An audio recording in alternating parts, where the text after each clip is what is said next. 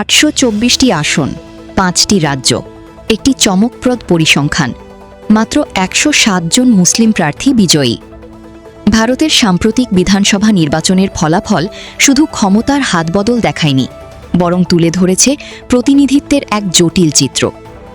আসামে কংগ্রেসের 19 জন বিজয়ীর মধ্যে 18 জনই মুসলিম, অথচ তামিলনাড়ুতে মাত্র 3% মুসলিম প্রতিনিধিত্ব।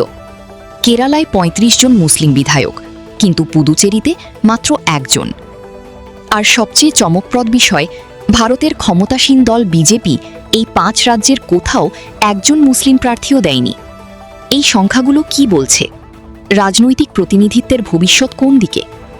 আজকের প্রতিবেদনে আমরা বিশ্লেষণ করব 5টি রাজ্যে মুসলিম প্রার্থীদের জয় পরাজয়, রাজনৈতিক দলগুলোর কৌশল এবং প্রতিনিধিত্বের সংকট। ভারতের 5টি রাজ্য পশ্চিমবঙ্গ, তামিলনাড়ু, কেরালা, আসাম ও পুদুচেরিতে সম্পন্ন হওয়া বিধানসভা নির্বাচনের ফলাফল অনেক কিছুই ওলটপালট করে দিয়েছে। একদিকে পশ্চিমবঙ্গে প্রথমবারের মতো সরকার গঠন করতে যাচ্ছে ভারতীয় জনতা পার্টি বা বিজেপি। অন্যদিকে পর্দার অভিনেতা থেকে রাজনীতিবিদ হিসেবে আবির্ভূত থালাপতি বিজয়ের তামিলাগা ভেট্রি কাজাগম বা টিভিকে তামিলনাড়ুর সবচেয়ে বড় দল হিসেবে আত্মপ্রকাশ করেছে। কিন্তু এসব ছাপিয়ে এবারের সবচেয়ে বড় আলোচনা 5 রাজ্যের বিজয়ী মুসলিম প্রার্থীদের নিয়ে। এবিপি নিউজের প্রতিবেদন অনুযায়ী 5 রাজ্যের সর্বমোট 824টি আসনের মধ্যে মাত্র 107 জন মুসলিম প্রার্থী বিজয়ী হয়েছেন। এর মানে হল মাত্র 13% আসনে মুসলিম প্রতিনিধিত্ব রয়েছে। ভারতের জনসংখ্যায় মুসলমানদের অনুপাত প্রায় 14%, কিন্তু বিধানসভায় তাদের প্রতিনিধিত্ব সেই অনুপাতে নেই।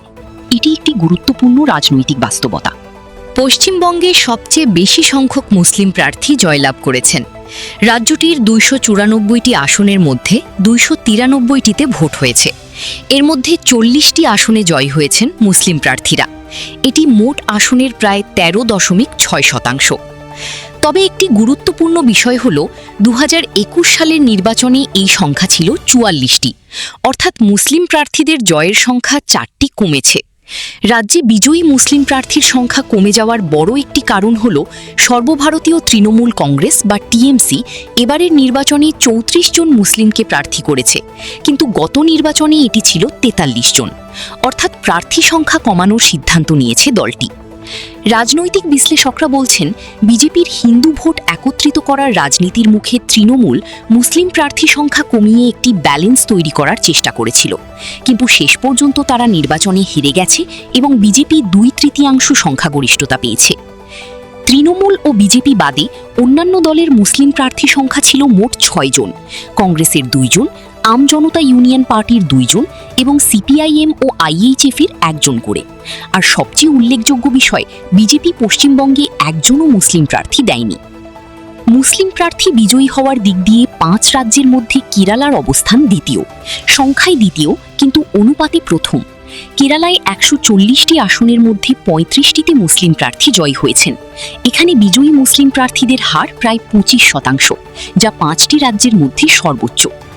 এই 35 জনের মধ্যে 30 জনই বিজয়ী জোট ইউনাইটেড ডেমোক্রেটিক ফ্রন্ট বা ইউডিএফের, যার মধ্যে প্রধান দল কংগ্রেসের 8 জন এবং শরিক দল ইন্ডিয়ান ইউনিয়ন মুসলিম লীগের বা আইইউএমএল এর 22 জন রয়েছে।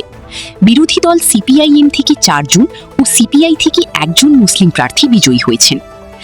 কেরালায় গতবারের তুলনায় মুসলিম প্রার্থী সংখ্যা 3 জন বৃদ্ধি পেয়েছে। এই রাজ্যের রাজনৈতিক সংস্কৃতি অন্যান্য রাজ্যের তুলনায় আলাদা। এখানে সাম্প্রদায়িক রাজনীতির চেয়ে আদর্শভিত্তিক রাজনীতি বেশি প্রভাবশালী। ফলে মুসলিম প্রার্থীরা শুধুমাত্র মুসলিম ভোটের উপর নির্ভর না করে বৃহত্তর জনগোষ্ঠীর সমর্থন পান। ইন্ডিয়ান ইউনিয়ন মুসলিম লীগ কেরালায় একটি প্রভাবশালী দল এবং তারা ধর্মনিরপেক্ষ রাজনীতি করে। এই দলের 22 জন বিজয়ী প্রার্থী কেরালায় মুসলিম প্রতিনিধিত্বের একটি বড় অংশ। উল্লেখযোগ্য যে ইউডিএফ 1 দশক পর কেরালায় ক্ষমতায় প্রত্যাবর্তন করছে এবং এতে মুসলিম ভোটের একটি বড় ভূমিকা ছিল। প্রশ্ন থেকে যায়, ভবিষ্যতে কি মুসলিম প্রতিনিধিত্ব বাড়বে নাকি কমবে? বিজেপির মতো দলগুলো কি কখনো মুসলিম প্রার্থী দেবে, নাকি ভারতীয় রাজনীতিতে সাম্প্রদায়িক বিভাজন আরও গভীর হবে? এই প্রশ্নগুলোর উত্তর নির্ধারণ করবে ভারতীয় গণতন্ত্রের ভবিষ্যৎ।